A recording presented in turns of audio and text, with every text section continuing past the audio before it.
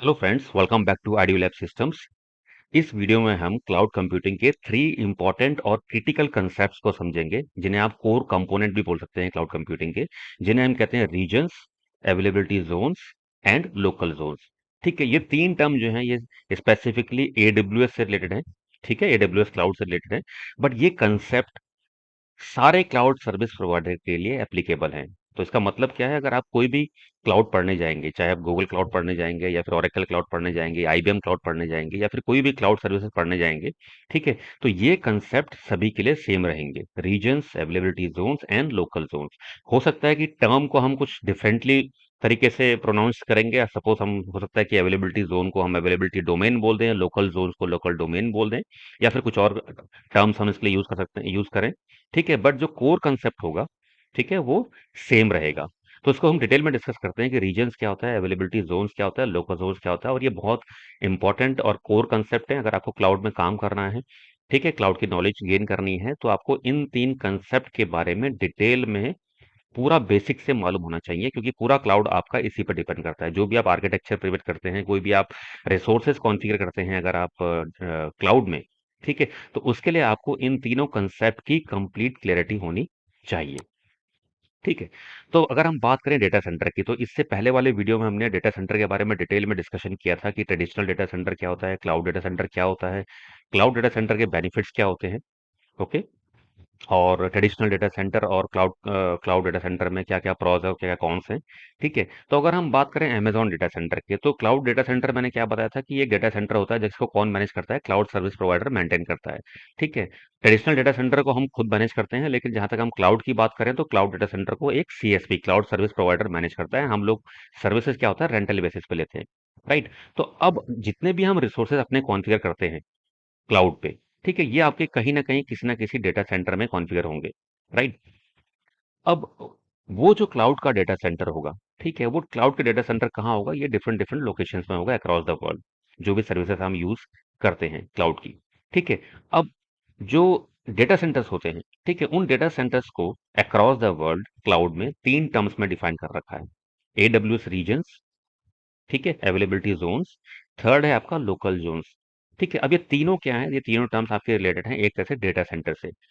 Now तीनों जो हैं वो डेटा सेंटर से किस तरह से रिलेटेड हैं, इनमें क्या डिफरेंस है, इसको हम डिस्कस करने वाले हैं। सबसे पहले जो टर्म आती है दैट इज एडब्ल्यूएस रीजन्स। ठीक है, अगर आप एडब्ल्यूएस को हटा के इसको अगर खाली रीजन्स भी बोलते हैं, तब भी ये टर्म एक जेनरिक टर्म है जो कि सारे क्लाउड सर्विस प्रोवाइडर के लिए एप्लीकेबल है। तो रीजन क्या होते हैं, each reason is a separate geographic area. अभी जियोग्राफिक एरिया क्या होता है भाई, जियोग्राफिक एरिया आपका अक्रॉस द वर्ल्ड कोई भी लोकेशन हो सकती है। ठीक है, अक्रॉस द वर्ल्ड कोई भी लोकेशन, कोई भी कंट्री, उसका कोई भी स्टेट, उसका कोई भी सिटी, उसका कोई भी टाउन। ठीक है, अक्रॉस द वर्ल्ड कुछ भी, कोई भी हो सकती है, कोई भी लोकेशन हो सकती है, जिसे हम ज्योग्राफिकल एरिया बोलते हैं। अब हम बात करें रीजन की, तो रीजन को हम बोलते हैं regions are isolated from each other.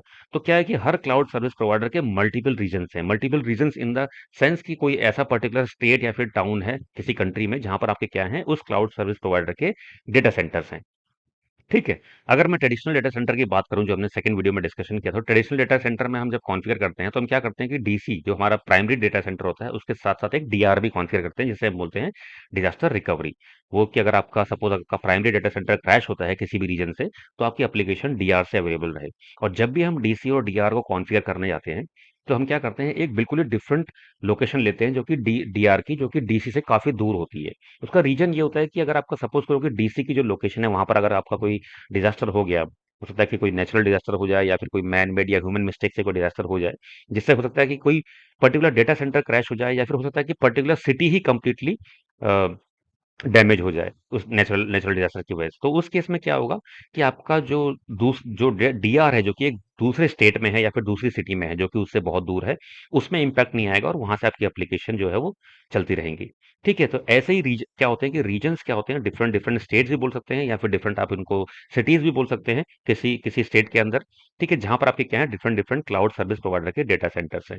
और हर रीजन क्या होगा, एक दूसरे से आइसोलेटेड होगा कंप्लीटली। ठीक है, इसको आप रिलेट कर सकते हैं, जैसे मैंने कहा डीसी हमारा एक लोकेशन में है, डीआर हमारा दूसरा लोकेशन में है। मा- मतलब डीसी हमारा सपोज एक स्टेट में है, डीआर हमारा दूसरे स्टेट में है। ठीक है, इसी तरह से जिसको हम बोल सकते हैं कि डीसी हमारा एक रीजन में है, डीआर हमारा दूसरे रीजन में है। ठीक है, और मैंने कहा कि डीसी और डीआर कंप्लीटली आइसोलेटेड होते हैं, एक दूसरे से बिल्कुल अलग होते हैं। उसका पर्पज यही होता है कि डीसी में अगर कोई प्रॉब्लम होती है तो आपकी एप्लीकेशन डीआर से अवेलेबल रहे। ठीक है, इसलिए क्या होता है कि डीसी और डीआर होते हैं हमेशा क्या होते हैं, आपस में आइसोलेटेड होते हैं। आप इनके बीच में कनेक्टिविटी बना सकते हो।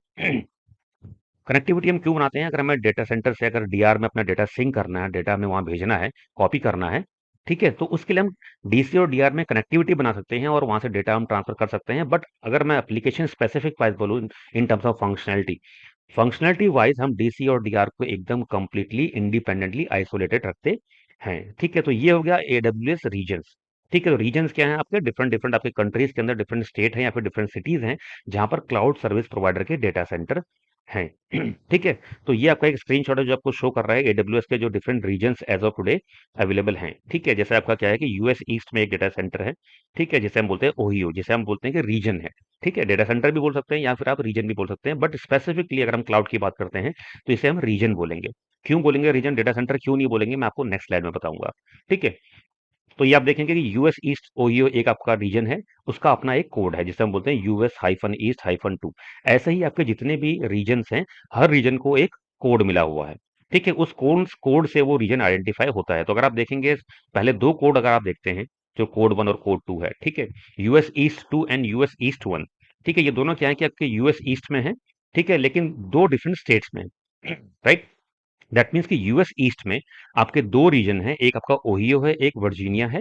ठीक है, दैट मीन्स कि आपका ओहियो सिटी के अंदर एक आपकी एडब्ल्यू से रीजन बना रखा है जहां उसके डेटा सेंटर्स हैं। सिमिलरली वर्जीनिया के अंदर भी आपका एक रीजन है जिसमें भी आपके डेटा सेंटर्स अवेलेबल हैं। ठीक है, ऐसा ही आपके बहुत सारे डिफरेंट रीजन है। अगर मैं स्पेसिफिकली इंडिया की बात करता हूं तो इंडिया में एशिया पैसिफिक में एडब्ल्यू के दो रीजन हैं, एक है मुंबई, ठीक है, और दूसरा कहां पर है आपका, हैदराबाद के अंदर है, राइट। तो ये होगा आपके रीजन, और there is a code specific to corresponding to that particular region. मतलब हम हर रीजन को एक कोड से पहचानते हैं। ठीक है, और ये रीजन आप कहाँ देख सकते हैं, जब आप एडब्ल्यूएस कंसोल पर लॉगिन करोगे।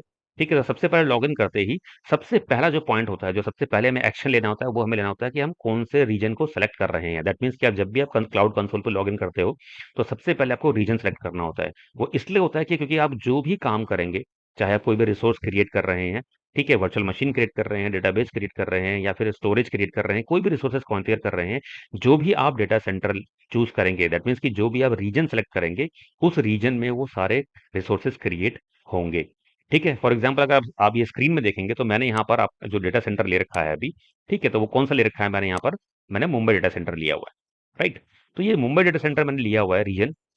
तो दैट मीन्स कि सपोज करो कि अगर मैं एक वर्चुअल मशीन क्रिएट करता हूँ क्लाउड कंसोल से, तो ये जो मेरी वर्चुअल मशीन है ये कहाँ पर क्रिएट होगी, एक डेटा सेंटर में क्रिएट होगी जो कि एडब्ल्यूएस का है। लेकिन कौन से डेटा सेंटर में, वो क्रिएट होगी आपकी मुंबई में, क्योंकि मैंने जब क्लाउड कंसोल पर लॉग इन किया तो मैंने सबसे पहले क्या सेलेक्ट किया, रीजन, और रीजन में मैंने क्या लिया, मुंबई, राइट। अगर इसी लोकेशन को आप कैलिफोर्निया लेते, ठीक है, तो जब भी आप अगर कोई भी रिसोर्स बनाते, अगर मैं वर्चुअल मशीन क्रिएट करता, तो ये मेरी जो वर्चुअल मशीन है ये कैलिफोर्निया के डेटा सेंटर में क्रिएट होती। अब इसकी इंपॉर्टेंस क्या है, मैं अपनी वर्चुअल मशीन कैलिफोर्निया में भी बना सकता हूँ लेकिन, और मुंबई में भी बना सकता हूँ, राइट, अगर उनका प्राइस डिफरेंस कोई खास नहीं है तो। ठीक है, बट रीजन क्या होता है सेलेक्ट करने का, जब भी हम कोई रीजन सेलेक्ट करते हैं या डेटा सेंटर लेते हैं, ठीक है, बहुत सारी कंडीशंस होती हैं आपकी। जैसे सपोज करो मैं अगर इंडिया की बात करूं, अगर मैं मेरा कोई गवर्नमेंट क्लाइंट है, तो एक बहुत सारी रेस्ट्रिक्शंस होती है डेटा के ऊपर कि आपका डेटा जो है वो कंट्री से बाहर नहीं जाना चाहिए, राइट। ऐसी बहुत सारी रेस्ट्रिक्शंस होती है डेटा के ऊपर। तो अगर मैं इंडिया की बात करता हूँ, इंडिया में मुझे अगर एक एडब्ल्यूएस में कोई गवर्नमेंट क्लाइंट का डेटा सेंटर सेटअप करना है, ठीक है, तो वो मैं किस में करूंगा, मुंबई में करूंगा, बिकॉज उस पर आपकी गवर्नमेंट की बहुत सारी रेस्ट्रिक्शंस है कि डेटा आपका किसी और स्टेट में, कंट्री में नहीं जाना चाहिए। ठीक है, दूसरा क्या होता है कि अगर मैं इंडिया, मुझे पता है कि मेरे सारे क्लाइंट, मैक्सिमम क्लाइंट या सारे क्लाइंट अगर इंडिया में हैं, ठीक है, तो मैं जो डेटा सेंटर सेलेक्ट करूंगा वो मेरा नियरेस्ट डेटा सेंटर होना चाहिए। उससे क्या होगा कि मेरी परफॉर्मेंस जो होगी एप्लीकेशन की वो अच्छी रहेगी। ठीक है, तो अगर मैं एक डेटा सेंटर लेता हूं मुंबई में और मैं इंडिया से ऑपरेट कर रहा हूं अपने सारे ऑपरेशन, और दूसरा डेटा सेंटर में अगर कैलिफोर्निया में लेता हूं, ठीक है, तो सबसे पास लोकेशन कौन सी है, मेरी मुंबई है, राइट। तो मेरी जो एप्लीकेशन मुंबई में होंगी उसकी लेटेंसी कैलिफोर्निया की एप्लीकेशन से क्या होगी, कम होगी, राइट। तो इसलिए हम क्या करते हैं कि डिफरेंट डिफरेंट रीजन्स को सेलेक्ट करते हैं। ठीक है, तो ये पार्ट आपका होगा का एडब्ल्यूएस रीजन का। ठीक है, और आपको अगर डिफरेंट रीजन्स देखने हैं कि कौन-कौन से रीजन्स अवेलेबल हैं एडब्ल्यूएस में, तो आप ये एडब्ल्यूएस की वेबसाइट पे जाके चेक कर सकते हैं। ठीक है? आपको ग्राफिकल इंटरफेस में भी कंप्लीटली आपको ये सारी लोकेशंस शो कर देगा जहाँ-जहाँ पर आपके डिफरेंट डिफरेंट रीजन्स हैं, और उसके साथ-साथ वो आपको हर रीजन के अंदर कितने अवेलेबिलिटी जोन्स हैं और लोकल जोन्स हैं वो भी दिखा देगा। ठीक है, जिसको हम अभी डिस्कस करने वाले हैं, राइट, कि अवेलेबिलिटी जोन्स क्या होते हैं, लोकल जोन्स क्या होते हैं। तो एक चीज तो बिल्कुल साफ है कि सबसे पहले आपका रीजन होता है। ठीक है, रीजन के अंदर ही आपके अवेलेबिलिटी जोन्स होते हैं और लोकल जोन्स होते हैं। अब अवेलेबिलिटी जोन्स और लोकल जोन्स में क्या डिफरेंस होता है, इसको हम डिस्कस करेंगे। ठीक है, तो अगर आप स्क्रीन पे देखेंगे, तो अगर मैं ये आपको बोलूं कि एक रीजन जो आपका है हमारे इंडिया में, वो है मुंबई का रीजन, राइट। यहाँ पर अवेलेबिलिटी जोन कितने दिखा रहा है, 3 दिखा रहा है, राइट। सिमिलरली आपका एक रीजन है आपका हैदराबाद, इस हैदराबाद में भी 3 आपके अवेलेबिलिटी जोन हैं। ठीक है, अगर मैं बात करूं यूएस ईस्ट नॉर्थ वर्जीनिया की रीजन की, यहाँ पर आपके 6 अवेलेबिलिटी जोन हैं, लेकिन साथ साथ 10 आपके लोकल जोन भी हैं। यहाँ पर ये डिस्प्ले नहीं कर रहा है, शायद ओल्ड स्क्रीनशॉट है, लेकिन एज ऑफ टुडे हमारे मुंबई में भी आपके लोकल जोन्स हैं। ठीक है, वो कौन कौन से हैं मैं आपको नेक्स्ट स्लाइड में बताऊंगा। ओके, तो यहाँ पर आप देखेंगे कि लोकल जोन भी हैं और अवेलेबिलिटी जोन भी है, मतलब एक रीजन के अंदर अवेलेबिलिटी जोन भी है मल्टीपल, और मल्टीपल लोकल जोन भी हैं। अब इसका मतलब क्या होता है, सबसे पहले हम बात करते हैं अवेलेबिलिटी जोन की। ठीक है, तो each region has multiple isolated locations known as availability zones. ठीक है, तो इसके लिए वापस मैं आपको डिस्कशन में लेके चलूंगा डीसी और डीआर वाले में। ठीक है, डीसी और डीआर में हमने क्या बात करी थी कि डीसी हमारा एक स्टेट में होता है या सिटी में होता है, और डीआर हमारा कंप्लीटली दूसरी सिटी में या दूसरे स्टेट में होता है। तो डीसी में क्या है, हमारा एक पर्टिकुलर सिटी है या स्टेट है जहां पर हमारा डेटा सेंटर है। ठीक है, अवेलेबिलिटी जोन क्लाउड कंप्यूटिंग के केस में एक extra layer of high availability provide कर रखी है, जिसमें आपका क्या होता है कि एक ही सिटी के अंदर मल्टीपल डेटा सेंटर हो जाते हैं। यस, एक सिटी के अंदर मल्टीपल डेटा सेंटर, या फिर आप ये बोल सकते हैं कि एक रीजन के अंदर मल्टीपल डेटा सेंटर। ठीक है, जब हम ट्रेडिशनल डेटा सेंटर का सेटअप करते हैं, फॉर एग्जांपल मैंने कहा कि हमारा जो मेन प्राइमरी डेटा सेंटर है वो मुंबई में है। ठीक है, तो मुंबई में हमारा सिर्फ एक डेटा सेंटर होगा ट्रेडिशनल केस में, सेकंड हमारा डीआर होगा कोलकाता या हैदराबाद या डिफरेंट स्टेट में, राइट। बट अगर मैं क्लाउड कंप्यूटिंग की बात करूं, हमारा एक डेटा सेंटर मुंबई में है।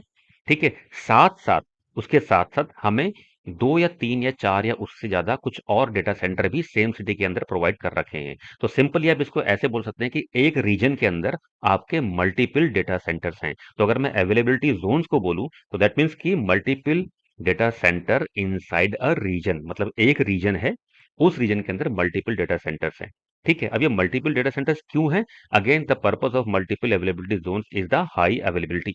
ठीक है, इसका मतलब क्या है, भाई मैंने कहा कि हमारा डेटा सेंटर जब क्रैश हो जाए तो हमारी एप्लीकेशन डीआर से अवेलेबल होती है, राइट। अब डेटा सेंटर ट्रेडिशनल वे में हमारा क्या होता है कि एक सिटी के अंदर सिर्फ एक ही डेटा सेंटर होता है। ठीक है, अब हो सकता है कि आपका सिर्फ डेटा सेंटर क्रैश हो, कोई ऐसा नेचुरल डिजास्टर नहीं है जिसने कंप्लीट स्टेट को इफेक्ट किया हो, राइट। तो उस केस में क्या है, आपका कंप्लीट एक सिंगल डेटा सेंटर क्रैश हो गया और आपकी एप्लीकेशन फिर आपको ट्रांसफर करनी पड़ेगी एक्सेसिबिलिटी फ्रॉम डीआर। ठीक है, बट लेकिन अगर आपका पूरे स्टेट में किसी भी डिजास्टर का इंपैक्ट नहीं आया है, सिंगल एक डेटा सेंटर में आ रखा है, और आपके मल्टीपल डेटा सेंटर्स उस सिटी के अंदर हैं, राइट, तो आपकी एप्लीकेशन उसी रीजन के अंदर से दूसरे डेटा सेंटर से अवेलेबल हो सकती है। तो मैं इसको आपको थोड़ा सा एक मैं आपको इसको डिजाइन करके दिखाता हूँ, बना के दिखाता हूँ कि मैं इसका मतलब क्या है। ठीक है, सपोज करो मैं क्या कर रहा हूँ, आपका ये एक रीजन है, राइट। ये आपका मैंने कहा एक रीजन है, और ये मेरा रीजन कौन सा है, मुंबई का है। ठीक है, तो ये मेरा मुंबई रीजन हो गया, राइट। अब इस मुंबई रीजन के अंदर मैं क्या बोल रहा हूँ, अगर मैं ट्रेडिशनल वे में जाता हूं तो मेरा क्या होगा, एक डेटा सेंटर होगा, राइट। और इसी तरह मेरा एक दूसरा रीजन होगा, और जिसे हम डीआर के लिए बोलेंगे, और वहां पर मेरा एक डेटा सेंटर होगा। अब सपोज करो कभी मेरे अगर ये वाली डेटा सेंटर अगर कभी क्रैश हो जाए, अगर मेरा ये डेटा सेंटर मेरा क्रैश हो गया, ठीक है, तो मेरी एप्लीकेशन कहाँ चली जाए, ट्रांसफर हो जाएंगी रिक्वेस्ट, वो ट्रांसफर हो जाएंगी मेरी यहाँ पर, ठीक है, डीआर वाले में, राइट। बट अगर हम इसी केस को कंपेयर करें क्लाउड से, ठीक है, कि भाई क्लाउड के केस में क्या डिफरेंस आ रहा है, तो क्लाउड के केस में क्या होगा आपका, ये मेरा एक रीजन है। ठीक है, सपोज करो कि मैंने बोला कि ये जो मेरा रीजन है, ये है मुंबई, राइट। अब मुंबई के ही केस में एक, दो, तीन, ठीक है, तो मतलब मुंबई के अंदर ही मेरे कितने डेटा सेंटर हैं? और 3 डेटा सेंटर हैं। Instead of traditional data centre में जहां हमारा एक ही डेटा सेंटर होता है, हमने मुंबई के अंदर 1, 2 और 3, ये 3 डेटा सेंटर हमने मुंबई के अंदर बना दिए। इससे क्या हुआ कि आपकी एक ही रीजन के अंदर हाई अवेलेबिलिटी बन गई। मतलब सपोज करो आपका ये वाला डेटा सेंटर अगर कभी क्रैश हो जाए, ठीक है, आपका ये डेटा सेंटर क्रैश हो गया, स्टिल आपके पास ये 2 डेटा सेंटर अवेलेबल हैं, राइट? तो this is the concept of high availability. तो इसके जब भी हम क्लाउड में रिसोर्सेज कॉन्फ़िगर करते हैं किसी भी डेटा सेंटर में, तो हम क्या करते हैं कि रिसोर्सेज को स्कैटर्ड कर देते हैं across the multiple availability zones. ठीक है, मतलब मैंने जैसे सपोज करो मुझे मेरी रिक्वायरमेंट है 2 वर्चुअल मशीन्स की या 3 वर्चुअल मशीन्स की, तो मैं एक वर्चुअल मशीन क्या करूंगा, मुंबई के अंदर जो पहला डेटा सेंटर है, मतलब कि मेरा पहला अवेलेबिलिटी जोन है, उसमें बनाऊंगा। दूसरी वर्चुअल मशीन में क्या करूंगा, मुंबई के अंदर जो दूसरी मेरी अवेलेबिलिटी जोन है उसमें बनाऊंगा। और जो तीसरी वर्चुअल मशीन है वो मैं क्या करूंगा, थर्ड वाले अवेलेबिलिटी जोन में बना दूंगा। सपोज 3 रिक्वायरमेंट और हैं तो मैं उनको भी फर्दर ऐसे ही डिस्ट्रीब्यूट कर दूंगा बराबर बराबर between all the availability zone. तो कोर कंसेप्ट यहाँ पर क्या हो गया आपका, मुंबई मेरा क्या है, एक रीजन है। ठीक है, मुंबई के अंदर मेरे जो अलग अलग डेटा सेंटर मैंने डिफाइन कर रखे हैं, राइट, ये डेटा सेंटर मेरे क्या हो गए, अवेलेबिलिटी जोन्स हो गए। ठीक है, राइट। तो अवेलेबिलिटी जोन क्या हो गए, multiple data centre inside a particular region. ठीक, और हम इनको डिनोट कैसे करते हैं इसको मैं आपको बताता हूं। तो सपोज करो दिस इज मेरा, ये मेरा क्या है, एक रीजन है यूएस ईस्ट में, ओहियो, राइट। इसके अंदर क्या है, मेरी 2 सिटी हैं, सिटी 1 और सिटी 2। यहां पर मेरे क्या होंगे, 2 डिफरेंट डेटा सेंटर हो जाएंगे और मैं इनको बोल दूंगा अवेलेबिलिटी जोन। ठीक है, 2 सिटी हैं तो मतलब अवेलेबिलिटी जोन 1 एंड दूसरी मेरी क्या हो जाएगी, अवेलेबिलिटी जोन 2 हो जाएगी। और इनको डिनोट कैसे करते हैं, इसको हम डिनोट करते हैं with the name of region, और उसके बाद हम उसमें प्रीफिक्स लगा देंगे, सफिक्स लगा देंगे, ए या बी। ठीक है, जैसे मेरा क्या है कि यूएस ईस्ट में ये 2 सिटी हैं, ठीक है, मतलब 2 अवेलेबिलिटी जोन हैं। तो मैंने इसको नाम को मैंने कैसे डिनोट किया, यूएस ईस्ट 2A और यूएस ईस्ट 2B। ठीक है, और जब भी मैं एप्लीकेशन अपनी क्रिएट करूंगा, कोई भी रिसोर्सेज क्रिएट करूंगा, तो मैं क्या करूंगा, इन दोनों अवेलेबिलिटी जोन में स्कैटर्ड कर दूंगा। ठीक है, और उनके मैं क्या कर दूंगा, क्लस्टरिंग कर दूंगा। तो उससे मेरा क्या हो जाएगा, एप्लीकेशन हाईली अवेलेबल हो जाएगी, राइट। तो ये कंसेप्ट क्या है आपका, रीजन का है और अवेलेबिलिटी जोन का है। रीजन क्या हो गया, एक पर्टिकुलर स्टेट या फिर सिटी हो गया, और अवेलेबिलिटी जोन क्या हो गया, multiple data centre inside a particular region या फिर अवेलेबिलिटी जोन। ठीक है, और ये आपके डिफरेंट डिफरेंट रीजन हैं, और उस रीजन के अंदर कितने सारे अवेलेबिलिटी जोन्स हैं यहाँ पर शो हो रहा है, जो कि आप एडब्ल्यूएस की वेबसाइट पर भी देख सकते हैं। तो सिंपल मतलब क्या है, रीजन क्या है, आपका एक लोकेशन है जहाँ आपके डेटा सेंटर्स हैं। ठीक है, और उस रीजन के अंदर आपके कितने डेटा सेंटर्स है वो आपको शो करता है अवेलेबिलिटी जोन। ओके, और ये डायग्राम आप एडब्ल्यूएस में अगर जाएंगे तो आप बहुत जगह पे देखेंगे। इसका सिंपल जो एक्सप्लेनेशन है वो यही है जो मैंने आपको समझाया। एक आपका रीजन है, और उस रीजन के अंदर अगर 3 अवेलेबिलिटी जोन दिखा रहा है, तो आप ये मान के चलिए कि उस रीजन के अंदर 3 डिफरेंट डेटा सेंटर हैं, मतलब कि एक ही स्टेट या फिर एक ही सिटी के अंदर आपके डिफरेंट डिफरेंट डेटा सेंटर हैं। एग्जाम्पल के लिए मैंने बताया, जैसे सपोज रीजन में अगर मुंबई को मैं कंसिडर करता हूं, तो मुंबई के अंदर मेरे सपोज 3 डिफरेंट डेटा सेंटर हैं। ठीक है, अब ये हम असाइन कैसे करते हैं, ये हम डिटेल में जब हम इसका एग्जीक्यूशन करेंगे, जब हम वर्चुअल मशीन्स बनाएंगे, सबनेट बनाएंगे, वीपीसी बनाएंगे, तब मैं एक्सप्लेन करूंगा। ठीक है, बट ये मैंने स्क्रीनशॉट आपको जस्ट दिखाने के लिए शो किया हुआ है कि हम अवेलेबिलिटी जोन कैसे असाइन करते हैं। जब भी हम अपनी कोई वर्चुअल मशीन्स क्रिएट करते हैं या रिसोर्सेज क्रिएट करते हैं, ठीक है, तो हम क्या करते हैं, उसके लिए एक सबनेट सेलेक्ट करते हैं। ठीक है, सबनेट के अंदर मेरी सारी वर्चुअल मशीन्स होती हैं, ठीक है, रिसोर्सेज होते हैं। और जब भी हम सबनेट क्रिएट करते हैं तो हमें सबनेट के लिए एक अवेलेबिलिटी जोन क्रिएट करना पड़ता है।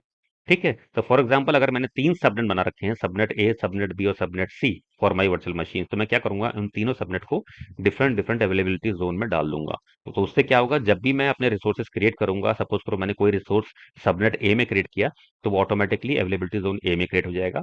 कोई दूसरा रिसोर्स मैंने अगर सबनेट बी में क्रिएट किया, तो वो ऑटोमेटिकली अवेलेबिलिटी जोन बी में क्रिएट हो जाएगा। तो इस तरह से हम क्या करते हैं कि डिफरेंट डिफरेंट रिसोर्सेज को सबनेट और अवेलेबिलिटी जोन असाइन करते हैं, और इसको हम प्रैक्टिकली डिस्कस करेंगे नेक्स्ट सीरीज में, राइट।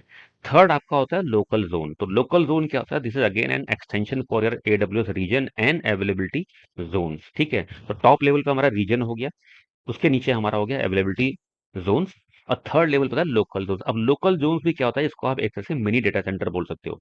ओके, अब मिनी डेटा सेंटर का मतलब क्या है, ठीक है, सपोज करो मैं अगर आपको एग्जांपल अगर देता हूँ इंडिया का, इंडिया में हमारा जो मैंने कहा कि एक रीजन है मुंबई, और मुंबई के अंदर हमारे 2 या 3 कुछ अवेलेबिलिटी जोन्स हैं, मतलब 2 या 3 डिफरेंट डेटा सेंटर मुंबई में हैं, राइट।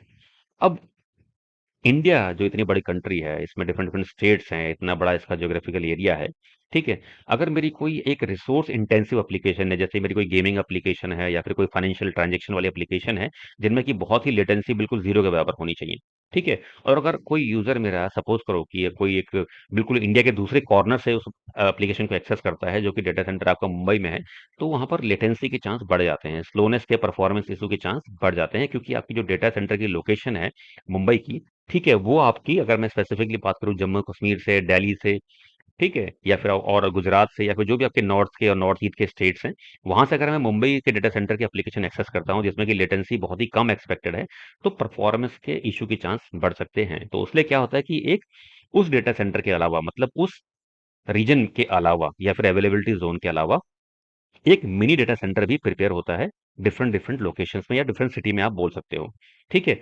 उस मिनी डेटा सेंटर में क्या होता है, बहुत सारी एप्लीकेशंस जो होती हैं वो कॉन्फ़िगर्ड होती हैं, ठीक है। और उस डेटा सेंटर के थ्रू जब भी हम कोई एप्लीकेशन एक्सेस करते हैं, तो instead of accessing the application directly from the main region या फिर मेन अवेलेबिलिटी जोन, हम क्या कर सकते हैं कि उस एप्लीकेशन को कॉन्फ़िगर करके उस लेटेंसी को अवॉइड करने के लिए मिनी डेटा सेंटर से या फिर लोकल जोन से भी एक्सेस कर सकते हैं, ठीक है। सिंपल एग्जांपल, मेरे सपोज करो कि मैं एक मेरा क्लाइंट है इंडिया में, ठीक है, दिल्ली बेस्ड क्लाइंट है, और एडब्ल्यूएस में मुझे उसकी एप्लीकेशंस कॉन्फ़िगर करनी है, ठीक है, एडब्ल्यूएस क्लाउड में कॉन्फ़िगर करनी है। तो मेरे पास दो रीजन्स हैं, एक एज ऑफ टुडे एक मुंबई है, एक हैदराबाद है, ठीक है। सपोज करो मैंने मुंबई का डेटा सेंटर चुना, ठीक है, कॉन्फ़िगरेशन के लिए। अब मेरे मुंबई में मेरी एप्लीकेशन कॉन्फ़िगर हो गई, बट दिल्ली का जो क्लाइंट है, अगर वो रिपोर्ट करता है कि मेरे कुछ लेटेंसी इश्यूज आ रहे हैं एप्लीकेशन में, तो आप क्या कर सकते हैं कि दिल्ली में भी आपका क्या है, एक लोकल जोन है एडब्ल्यूएस का। तो आप क्या कर सकते हो कि क्रिटिकल एप्लीकेशन से जो है वो आप दिल्ली लोकेशन के मिनी डेटा सेंटर में कॉन्फ़िगर कर सकते हो। तो क्लाइंट क्या होगा, instead of connecting to Mumbai, वो डायरेक्टली आपकी क्या करेगा, दिल्ली लोकेशन से कनेक्ट होगा, और एप्लीकेशन जो उसकी सारी एक्सेसिबिलिटी होगी वो लोकल डेटा सेंटर से होगी। तो उससे क्या होगा कि जो लेटेंसी का और परफॉर्मेंस का इश्यू होगा वो उसका हट जाएगा, ठीक है। तो ये कंसेप्ट है आपका लोकल जोन्स का, ठीक है। तो अगर आप ओवरऑल डायग्राम देखें आप, ठीक है, तो ओवरऑल डायग्राम क्या होगा आपका, कुछ इस तरह का होगा। या अभी इसमें क्या है, सबसे ऊपर क्या है आपका, रीजन हो गया, ठीक है। तो रीजन में जैसे मैंने कोई एग्जांपल बताया कि हमारा क्या हो गया, मुंबई रीजन हो गया, राइट। इसके अंदर मैंने कहा कि इस तीन अवेलेबिलिटी जोन हैं। तो इस तीन अवेलेबिलिटी जोन का मतलब क्या हो गया, यहाँ पर तीन डेटा सेंटर हैं मुंबई के अंदर ही, ठीक है, DC1, DC2 और DC3, ठीक, तीन डेटा सेंटर हमारे एक ही रीजन के अंदर है, ठीक है। अब इससे अटैच आपके डिफरेंट डिफरेंट लोकल जोन हो सकते हैं। अब ये लोकल जोन आपके कहीं भी हो सकते हैं, सपोज करो कि ये आपका दिल्ली में है, राइट। ऐसे ही हो सकता है कि किसी और सिटी के अंदर हो, टू अवॉइड द लेटेंसी। और लेटेंसी कैसे हो रही है, अगर मैं डिफरेंट लोकेशन से, बहुत दूसरे के कोई दूसरी सिटी से जो कि बहुत दूर है मुंबई से रीजन से, वहां से एक्सेस कर रहा हूं, तो वो उस परफॉर्मेंस इश्यू को अवॉइड करने के लिए हम क्या बना देते हैं, लोकल जोन बना देते हैं, जिसको कि हम मिनी डेटा सेंटर भी बोलते हैं, ओके। और मिनी डेटा सेंटर के केस में अगर आपको ये सपोज करो कि आपको लोकल जोन एक्टिव करनी है, लोकल जोन को यूटिलाइजेशन करना है, ठीक है, तो इसके लिए इसको आपको स्पेसिफिकली एक्टिवेट करना पड़ता है। ये बाय डिफॉल्ट डिसेबल होती है। अगर हम अवेलेबिलिटी जोन के बारे में बात करें, तो बाय डिफॉल्ट आपकी एक रीजन के अंदर जितने भी अवेलेबिलिटी जोन है, ये सारे आपके बाय डिफॉल्ट इनेबल होते हैं। लेकिन अगर आप लोकल जोन की बात करें, ठीक है, तो लोकल जोन बाय डिफॉल्ट क्या होती है, आपकी डिसेबल होती है, जिसको कि आपको इनेबल करना पड़ता है अगर आपको उसको यूज करना है, ठीक है। आप स्क्रीनशॉट में देखेंगे, ये आपका एक दिल्ली लोकेशन दिखा रहा है, जो कि आपका एक लोकल जोन है, यहाँ पर कोलकाता का भी दिखा रहा है, ठीक है। तो सपोज अगर मुझे इस दिल्ली दिल्ली लोकल जोन को एक्टिवेट करना है, अपने यहाँ कुछ रिसोर्सेज क्रिएट करने हैं, मेरी एप्लीकेशन इस दिल्ली लोकेशन में क्रिएट करना है, इंस्टेड ऑफ की मेन मेरा जो मुंबई रीजन है, तो मैं क्या करूंगा, पहले इसको मैनेज के थ्रू इनेबल करूंगा, और इनेबल करने के बाद फिर मैं नॉर्मल सबनेट क्रिएट करके इसके अंदर अपने रिसोर्सेज क्रिएट कर सकता हूँ। और ये सारा हम इम्प्लीमेंटेशन देखेंगे जब हम प्रैक्टिकली इसको एग्जीक्यूट करेंगे, ठीक है। तो ये था कोर कंसेप्ट आपका रीजन्स का, अवेलेबिलिटी जोन्स का और लोकल जोन्स का। Thanks for watching this video.